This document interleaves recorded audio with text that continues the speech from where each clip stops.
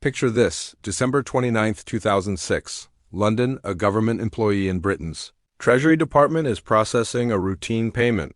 It's a payment they've been making every single year for 6 decades, the check. It's going straight to the United States Treasury. The amount? $83.25 million. This is the last payment on a debt that started way back in 1946, right after Britain borrowed money just to keep its people from starving after they already won World War II. The employee closes the file. It's done. After paying America for 60 straight years, Britain has finally settled the bill for the honor of surviving the war. But here's what this employee doesn't realize. The original amount Britain borrowed was $3.75 billion, and they've just finished paying back $7.5 billion in total. That's double what they borrowed. What this person also doesn't know is that before Britain even got that loan, they'd already dumped $12 billion worth of foreign investments to American buyers at rock-bottom prices. They don't know Britain gave away $4 billion in gold, gave up crucial naval bases all across the Caribbean, and destroyed the entire trade network that kept the British Empire functioning. When you calculate everything Britain sold off, every military base they leased out, every advantage they gave away, and every single dollar they paid back, the complete transfer of wealth from Britain to America between 1940 and 2006 adds up to roughly $450 billion in today's dollars. Want some perspective? The Marshall Plan, which everyone praises as America's generous gift to rebuild Europe, only cost $200 billion in modern money. America pulled more wealth out of Britain alone than it pumped into all of Europe put together. And remember, Britain was supposed to be the friend. Britain was on the winning team. This is the real story of how the United States did uncrush the British Empire through military force. America essentially bought the British Empire through foreclosure. This is about how America transformed Britain's victory into Britain's financial ruin. How the financial deals made between 1940 and 1946 moved the wealth of history's biggest empire straight to America, not through military conquest, but through contracts that Britain had no choice but to sign. And how this exact method of stripping Britain clean became the model for the International Monetary Fund, which has run the same playbook on more than 80 countries over the last 75 years. Here's why this matters. Understanding what happened to Britain between 1940 and 2006 isn't just some dusty history lesson. It's understanding the debt trap that runs the entire global economy right now. The same forced selling of national assets, the same draining of wealth, the same American organizations making billions, just with different countries getting stripped. I'm going to show you exactly how this system works. And once you understand the mechanism, you'll start seeing it operate everywhere. In September 1939, when Germany rolled into Poland, Great Britain was the world's biggest financial powerhouse. The British Empire controlled 1/4 of the entire planet. London was the heart of global finance. The British pound was the currency everyone used for international trade. Britain held $4 billion in gold reserves. Their foreign investments totaled $20 billion, railroads in Argentina, copper mines in Chile, industrial companies in the United States. The British Empire was pulling in $500 million every year just from investment profits. But Britain had one massive weakness. Unlike America, Britain bought more from other countries than it sold to them. Britain was an island nation that had to import 60% of its food and basically all its raw materials. Steel, oil, rubber, aluminum, everything had to come from somewhere else. Britain's industrial strength completely depended on worldwide trade. When the war started, Germany's game plan was economic choking. German submarines would sink cargo ships. The German Air Force would bomb shipping ports. If Britain couldn't import supplies, Britain would starve to death. To fight the war, Britain needed massive amounts of imports from the only supplier big enough to provide them, the United States.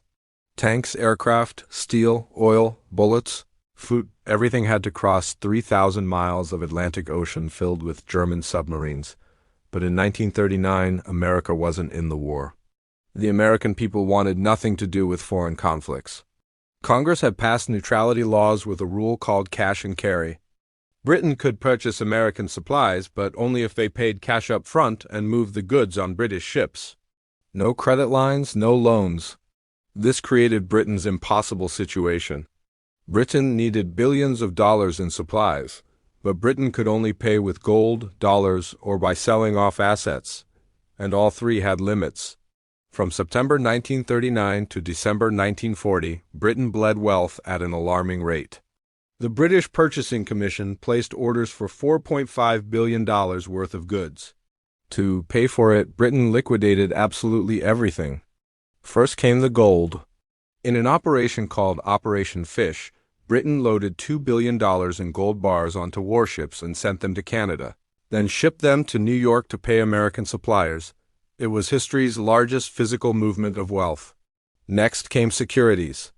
Britain forced its citizens to hand over all their American stocks and bonds. The government dumped them on the New York Stock Exchange, bringing in $1 billion. Third came foreign investments. Britain started selling off assets that generated income, accepting whatever low prices they could get. But selling these investments was catastrophic because they were generating $500 million every year in income that balanced out Britain's trade losses. By December 1940, Britain was facing mathematical bankruptcy. Gold, gone. Securities, sold off. Easy-to-sell assets. Completely exhausted. Britain still needed $3 billion in supplies they'd already ordered and had no way to pay. This is the moment when Winston Churchill wrote his famous letter to Franklin Roosevelt. December 8, 1940, Churchill laid out the submarine threat, the desperate need for destroyers and warplanes, but the real message was straightforward. Britain was completely broke and could no longer pay cash for American supplies. Roosevelt got it. If Britain collapsed, Germany would own Europe and threaten America next. But Roosevelt had legal and political roadblocks. The Neutrality Acts made it illegal to loan money to countries at war. The American people were against providing aid. Critics argued that Britain was actually rich and trying to scam America. Roosevelt needed something that looked like a business transaction, not charity. The answer was Lend-Lease. Roosevelt sold it with a friendly comparison. If your neighbor's house is on fire and I've got a garden hose, I don't tell my neighbor, "Hey, that hose cost me $15. You need to give me $15 first." I loan him the hose and he returns it after putting out the fire. It sounded generous. It sounded like being a good neighbor. But the real negotiations happening behind closed doors were completely different. This wasn't neighbors helping neighbors. This was a financial takeover. The American running these negotiations was Henry Morgenthau Jr., the Secretary of the Treasury. Morgenthau wanted to help Britain destroy Hitler, but he was absolutely ruthless about protecting American taxpayers' money. His stance? Before America hands Britain one single dollar, Britain needs to prove it has sold off every single asset it owns. Morgenthau demanded a complete financial audit of the entire British Empire. Every asset the British government owned. Every asset British citizens owned, every gold bar, every stock certificate, every factory. He wanted complete access to Britain's financial records. The British negotiators were absolutely shocked. They were being treated not like an ally fighting the same enemy, but like a bankrupt corporation being investigated by debt collectors. The British protested that they'd already sold their gold. Selling long-term investments during wartime would force absurdly low prices. Stripping Britain of income-producing assets would leave Britain broke after the war ended. Morgenthau didn't care. If Britain still owned assets in America, why should American taxpayers fund the war? The most painful case was American Viscose Corporation. American Viscose was the biggest rayon manufacturer in the United States, owned by Courtaulds, a British company. It was generating $5 million every year in dividends going to Britain, worth $125 million. Morgenthau spotted it as a target. He told the British negotiators, "Sell it." The British pushed back. Morgenthau delivered an ultimatum. Sell American Viscose or Lend-Lease dies in Congress. Britain had zero choice. On March 15, 1941, the British government seized American Viscose from Courtaulds and sold it to American investment bankers. Because everyone knew Britain was being forced to sell, the bankers negotiated ruthlessly. Sale price? $54 million. The company was worth at least $100 million. Britain got roughly half of what it was actually worth. The money went straight to the U.S. Treasury to pay for weapons they'd already ordered. But the extraction went way beyond American Viscose. While Morgenthau was negotiating Lend-Lease, another deal was being worked out. Britain desperately needed destroyers. German submarines were sinking merchant ships faster than Britain could build new ones. Churchill begged Roosevelt for destroyers. The U.S. Navy had 50 old World War I-era destroyers sitting in storage. Outdated, slow, basically useless to the modern Navy. Roosevelt agreed to give them to Britain, but not for free. He structured it as a swap. In exchange for 50 destroyers, the United States demanded 99-year leases on British naval and air bases throughout the Atlantic. Newfoundland, Bermuda, the Bahamas, Jamaica, St. Lucia, Trinidad, Antigua, British Guiana. Britain handed America a chain of military bases spanning the entire Western Hemisphere. The strategic advantage was priceless. What did Britain get? 50 destroyers, many of which immediately broke down. By March 1941, Britain had been systematically stripped clean, gold sold off. American Viscose dumped at half its value. Caribbean bases leased away for 99 years. Only after all that did Congress pass the Lend-Lease Act. Lend-Lease was publicly sold as the arsenal of democracy, but it wasn't a gift. It was a lease with an expectation of repayment.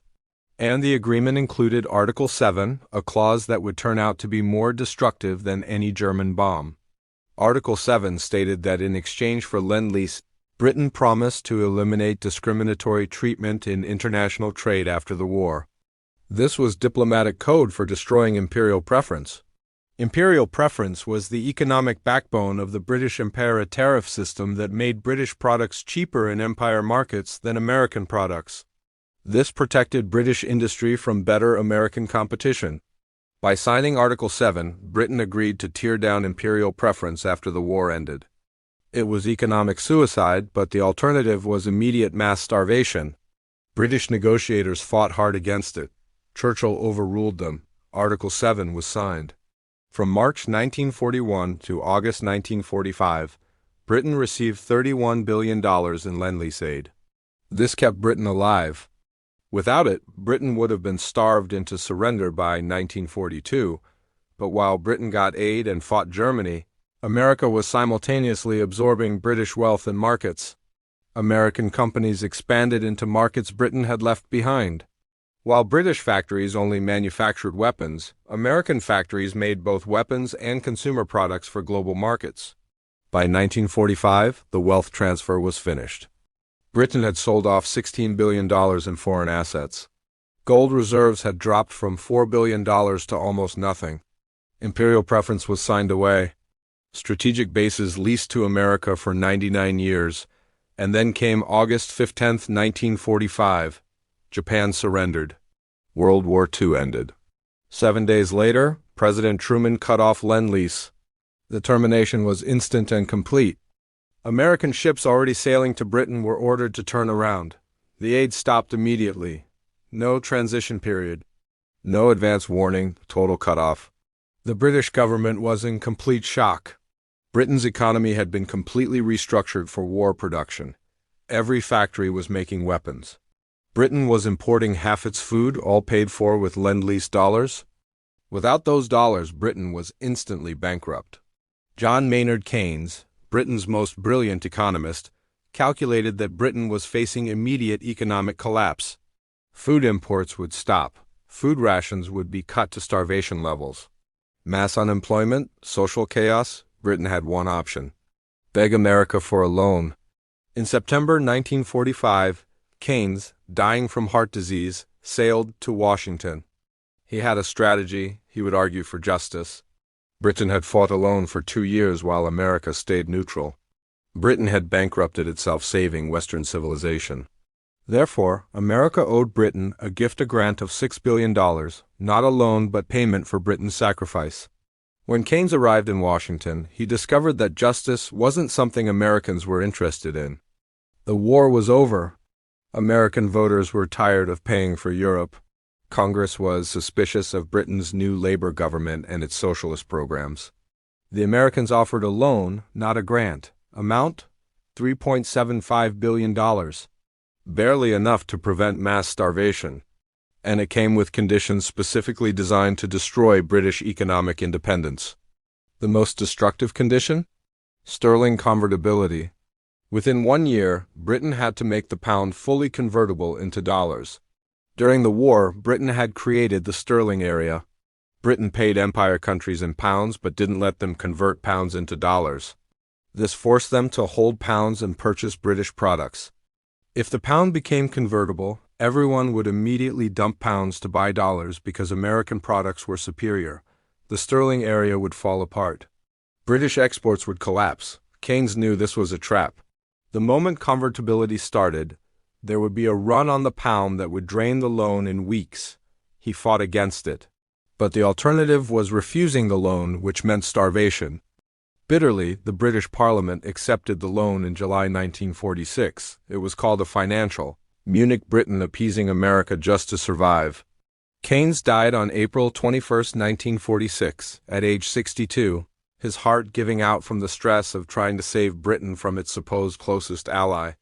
On July 15, 1947, following the loan terms, Britain made the pound fully convertible. The result was exactly what Keynes predicted. The instant the window opened, there was a massive run on the pound. Countries raced to convert sterling into dollars.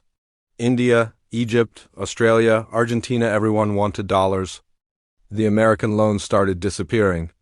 In just 5 weeks, Britain lost $700 million of the $3.5 billion loan.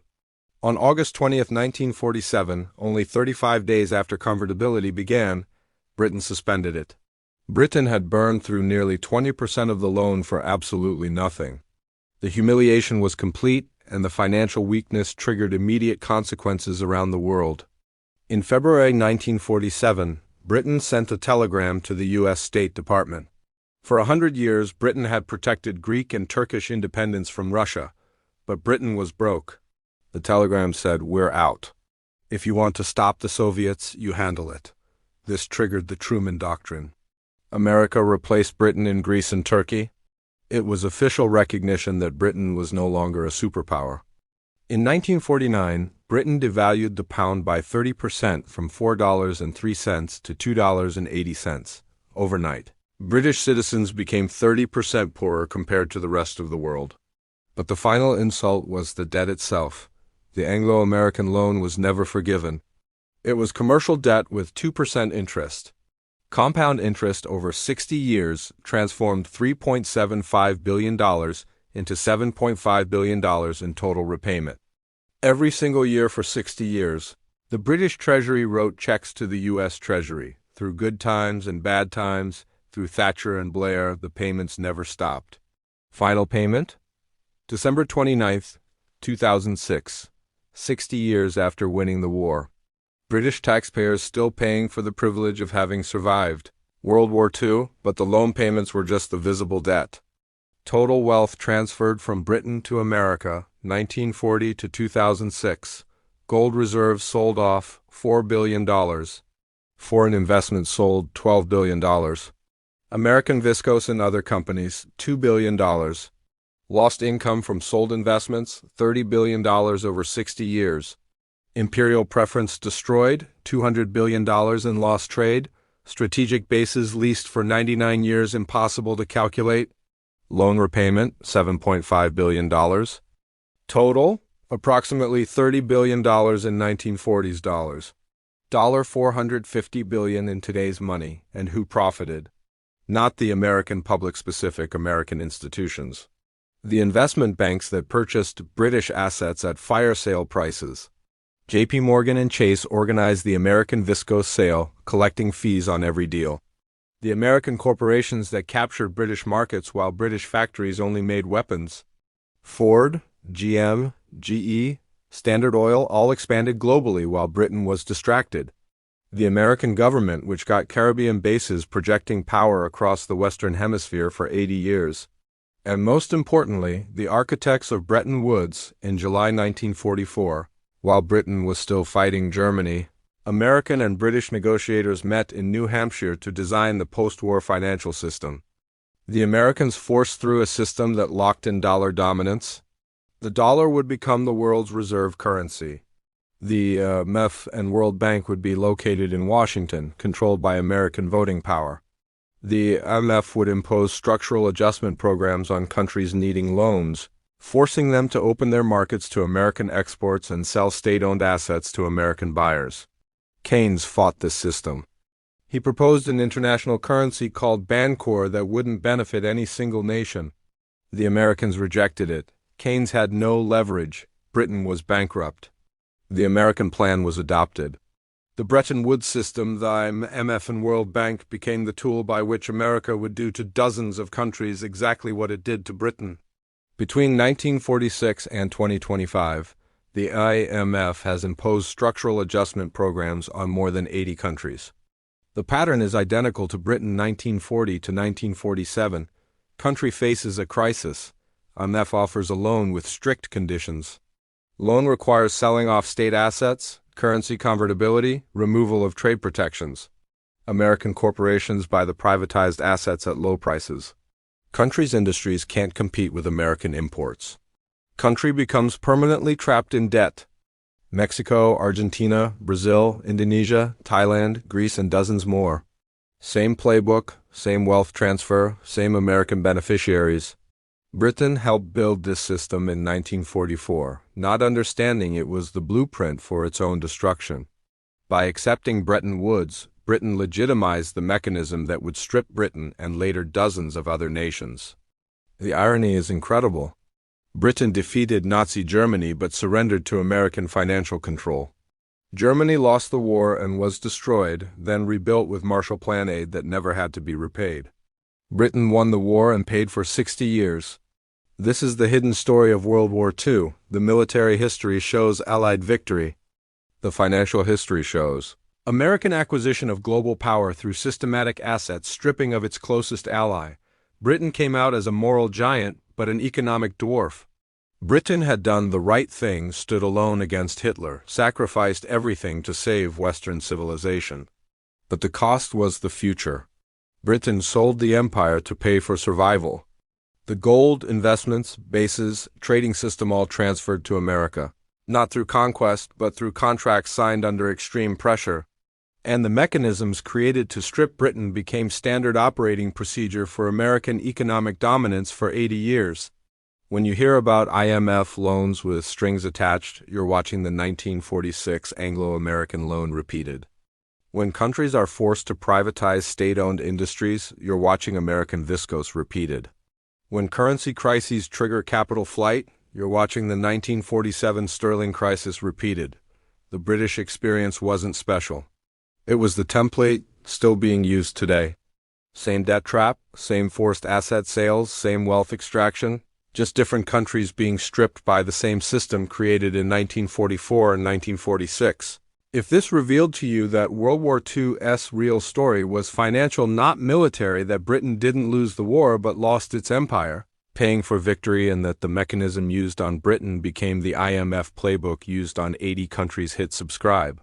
Because the next video reveals which countries are being stripped right now using this exact system, which American institutions are profiting, and why $317 trillion in global debt is this mechanism operating on a planetary scale. The Anglo-American loan extracted $450 billion from Britain over 60 years. The global debt system extracts $15 trillion every single year from the entire world. Understanding Britain 1940 to 2006 means understanding the system controlling every debtor nation today. The mechanism never changes, only the countries being stripped.